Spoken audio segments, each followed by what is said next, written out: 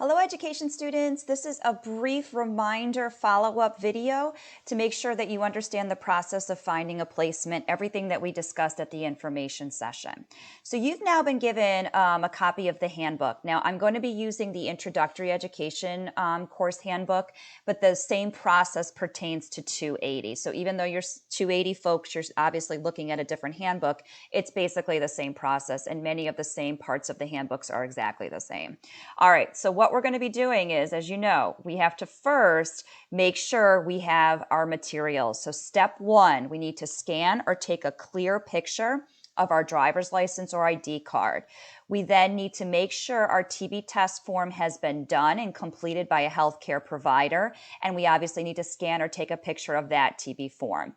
Then we need to scan and take a picture of our COVID vaccination card. And we need to save all of these documents in a readily available folder somewhere on our computer. So once you have your materials, then it's time to think about placement now. All right, so as you know, you're going to select only one school district to send your placement materials and obviously request a placement for your observation hours.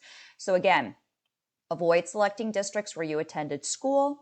Obviously, you want to meet new people. We want to obviously network and kind of get our name out there. We also want to avoid selecting a district where our family members attend or relatives attend or work, and that's because of a conflict of interest, okay? So after you've selected your district, you're then going to determine if there's any additional documents that that particular district requires. Some districts, as we talked about, will require more materials than just the three. Remember, the three are your driver's license, TB test form, and your COVID vaccination card. All right, also, please make note that there are certain districts that do not accept a high number of student observers. So if you are thinking of those three districts in front of you, you want to make sure that you get your materials together and your email sent ASAP. Because again, once they've accepted one or two, they're not going to accept any more. Also, Carteret only places high school students. So they don't do placements for K-6 or for P3 or middle school. So again, don't send your stuff to Carteret if you are not obviously doing high school. All right, so what you're going to do is you're going to pick your district, all right? So once you picked your district, you want to see if there's any additional materials that that district requires. Now again, 280, your district materials will look a little different than intro, and that's because you're obviously required to have more hours, which does require some additional materials by some districts, okay? All right, I'm going to model using Edison. So I've chosen Edison, so now let me go down and find out what I need to do. All right, I need to request a placement by following directions below. So I need to open an email in Outlook. So remember, we're not using our personal emails. There should be no correspondences from your Gmail or AOL or Yahoo, etc. We can only send in Outlook. Also, many districts might disregard your email if you send it in a different from a different email address. So please understand that we must use Outlook. You can't use Canvas because Canvas is only for internal correspondence, is not for external. All right, you're going to copy and paste the email template on the next page into the email using this subject line, okay?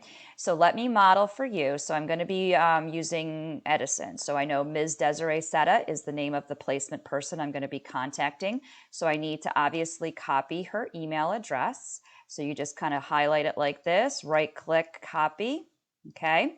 All right, I'm going to move this over so we can get ready to see the email. All right, and I'm going to hit paste. Okay. All right, I need to add my subject line, so I'm going to go back to the handbook. All right, so this is the handbook. As you can see under step number 3, I now need to do this subject line right here. So I'm going to highlight this. Okay, and I'm going to right click and copy. And then I'm going to put that into my, hold on one second, into my email address. So back to my email here. Okay, all right, paste. Okay, so the next thing I'm going to do is I'm going to go to the next part of the handbook and I'm going to copy the email template that I need to send to my placement person. Okay, so let me go back here. It's on this next page after step number 3. Okay, so I'm going to copy this.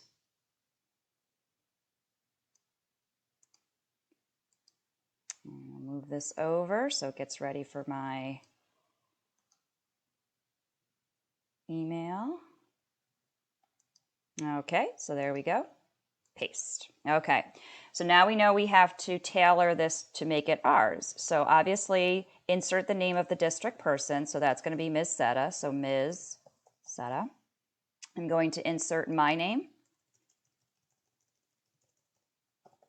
Okay, my full name. Make sure you use your full name. Okay, all right, then I'm going to come down here, and as we know, we're going to insert the type of teacher we are looking to observe with. So remember, grade level, you're going to put early childhood if you're doing P3. If you're doing elementary, you can type in K6. If you're doing middle school, you would write middle school. And if you're doing high school, you would write high school. So I'm going to type in K6 and just model that, but you guys know which one to choose. All right, I'm going to, if I'm doing an endorsement, such as special education or ESL or bilingual, I would insert that here. So again, I'm going to request special education. Now, if I'm not doing an endorsement, I would obviously get rid of that, okay? All right, if I'm doing middle or high school, I need to insert in this row my content specialty, which is English, math, social studies, science. If I'm doing high school, if my science is my content specialty, you need to indicate the exact science, okay, like biology, chemistry, physics, etc. If you're doing P3, early childhood, or K6, you know we can just delete this. I'm going to take it right out, okay? All right, now I'm going to insert my MC email. Again, not my personal email because I cannot do that. All right, so I need to make sure that I put in my MC email. And then my cell number comes next. So I'm just going to make one up. Okay.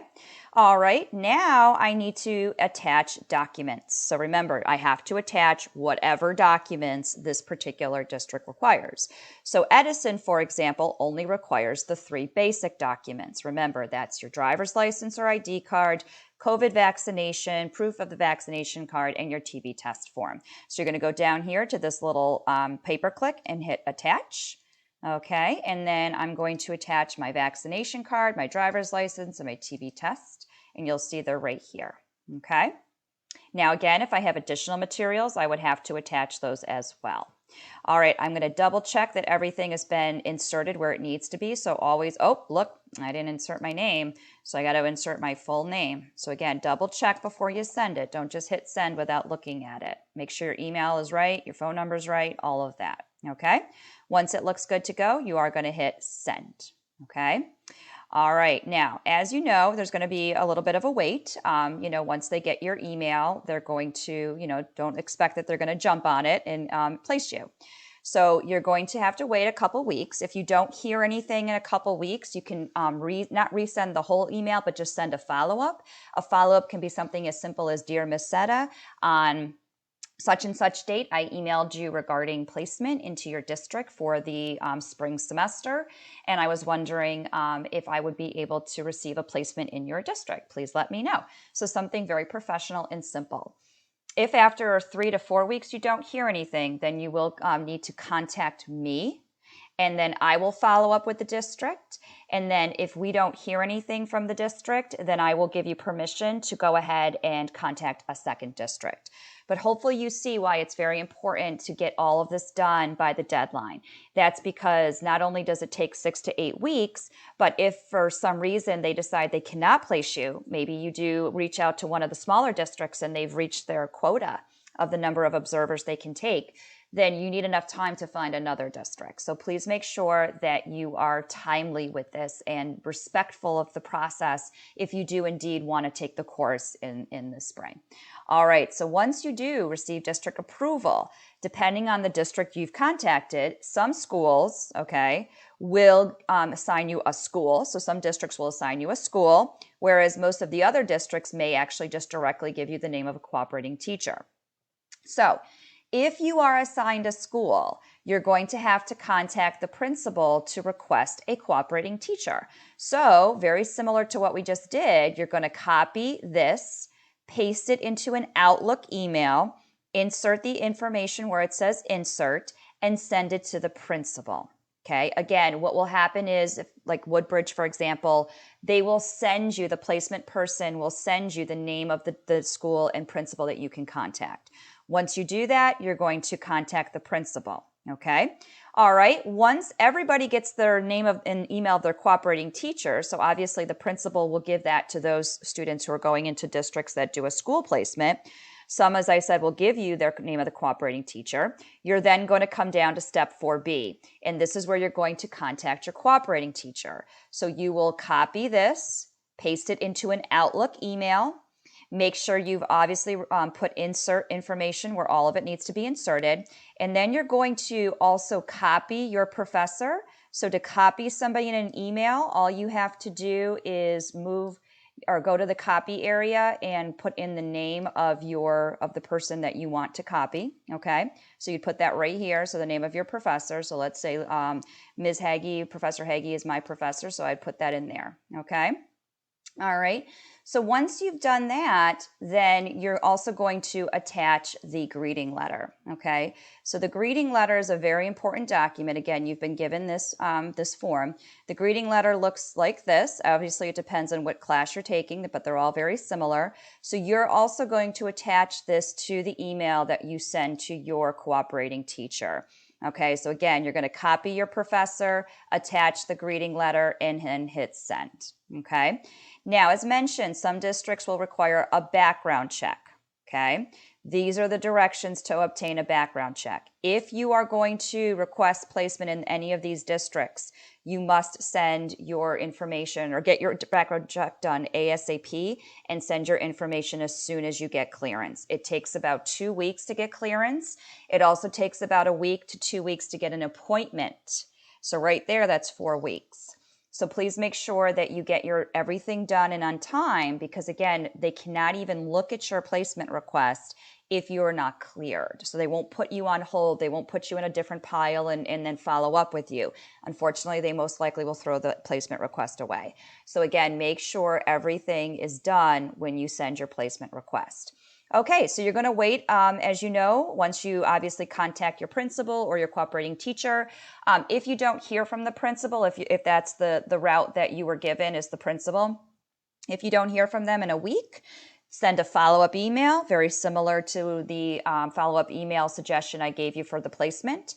If you don't hear from them after that follow-up email, then let me know and I will contact the school. For cooperating teachers, same thing. If you don't hear from them in a week, do a follow-up. And then if you don't hear from them after that, then let me know and I will also follow up by calling the school. Okay. So again, I cannot stress how important it is to get all of your materials in, to make sure you send your email as soon as possible. Like I said, it takes 6 to 8 weeks to place students, and placement people will not be placing students last minute. And if unfortunately you don't have a placement by the start of your semester, unfortunately you will have to withdraw from the course because you will need a placement in order to start the class. And again, if you have any questions, feel free to reach out.